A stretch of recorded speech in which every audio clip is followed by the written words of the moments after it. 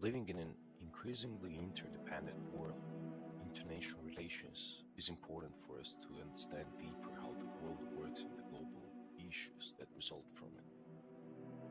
Interestingly, sports exchanges have long proven to be a popular venue to bring people of all backgrounds together, oftentimes paving the way for further discussion and collaboration in terms of international relations. When talking about table tennis, what will come across your mind? Would you imagine table tennis once helped two of the major powers now to build relationships? In April 1971, 9 players from the United States table tennis team took a historic trip to China.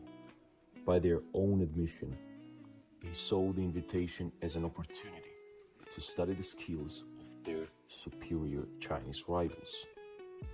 This became a piece of explosive world news, as it was the first delegation of Americans to visit China in decades, and became known as Ping Pong Diplomacy. So, why was a piece of explosive news that the United States table tennis team took a trip to China?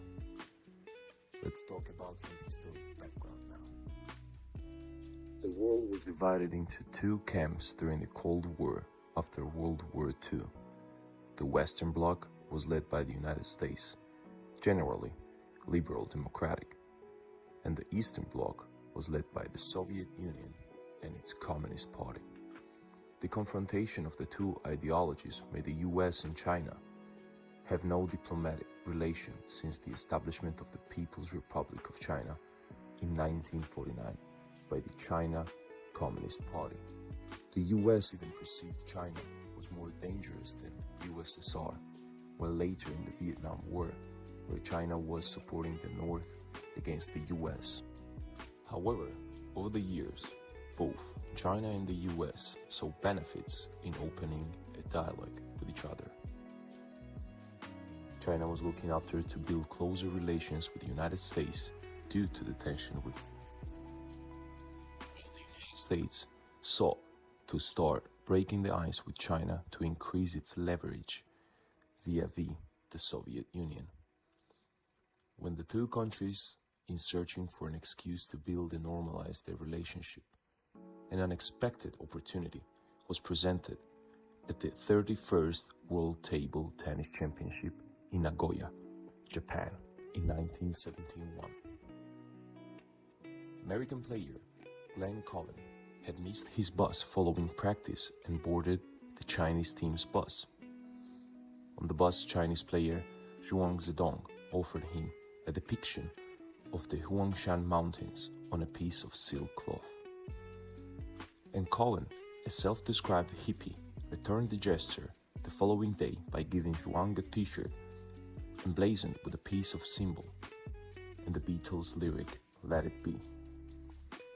Interactions between the players were caught by journalists, and Time magazine reported the ping heard around the world. This initial encounter between the two teams became an international sensation. 2 days later, the US team received an official invitation to travel to China and play exhibition matches. The United States accepted the invitation, and everyone rushed to make arrangements. Since there were no diplomatic ties between the two countries and traveling to communist countries was penalized, the US Department of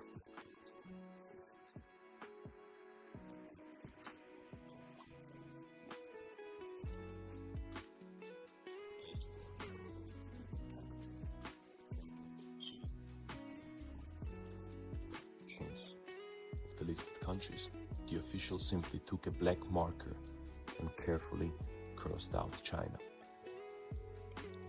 The historic visit began on April 10th, 1971, when 15 American table tennis players, team officials and spouses crossed the bridge from British Hong Kong to mainland China, which essentially ended the information blockade that had been in China since 1949.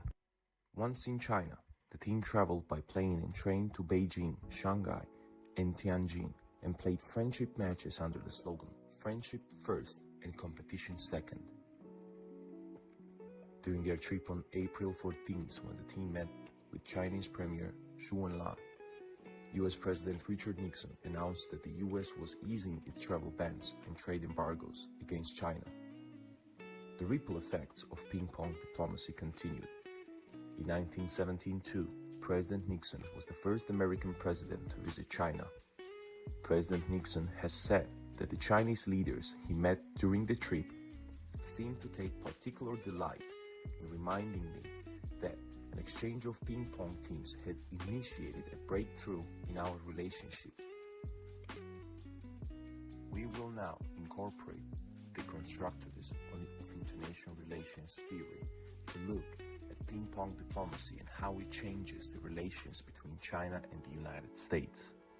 Constructivism is one of the lenses of the international relations that sees the world, and what we can know about the world is socially constructed. Its core argument is the social world is of our making.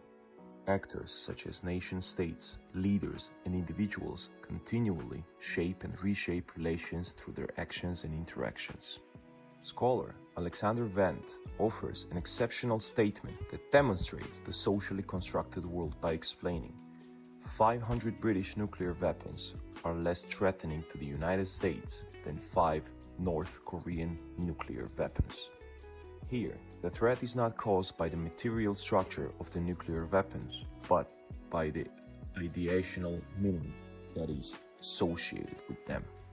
This meaning is shaped by the social relationship between the actors, relations which is formed by the interactions. In a nutshell, constructivism asks to observe actions, interactions, and perceptions that shape reality. Therefore, to analyze the event of ping-pong diplomacy and test it within a specific theory, constructivism would be the best choice, which opened new spectrums in terms of analysis.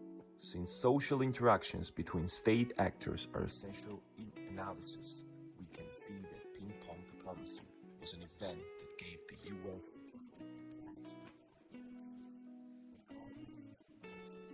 changed the view.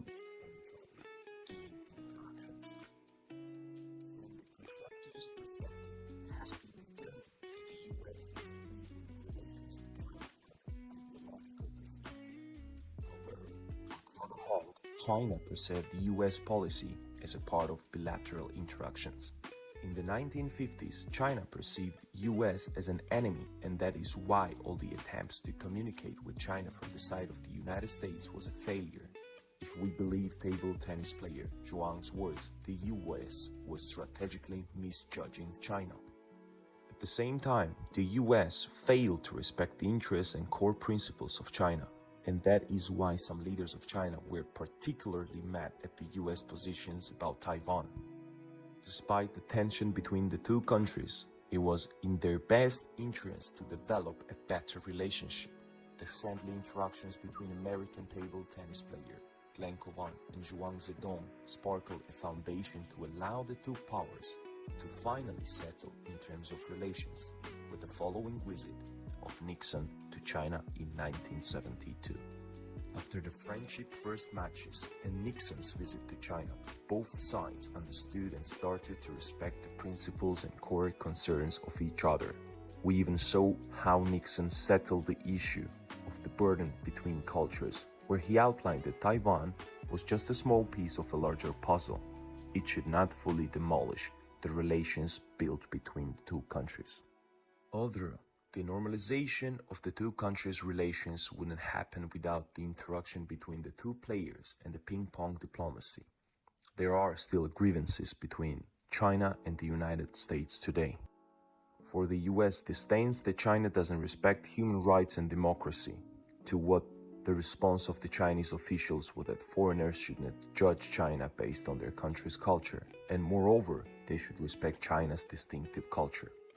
Based on the facts stated above, we can conclude that interactions also reflect in various and simultaneous phases, such as economic or political actions, and the perception of each country to others is constantly reshaped by their interactions. Using the constructivist lens to see and analyze international relations and the world is fun. Are you ready to join us and use this theory to explore international relations today?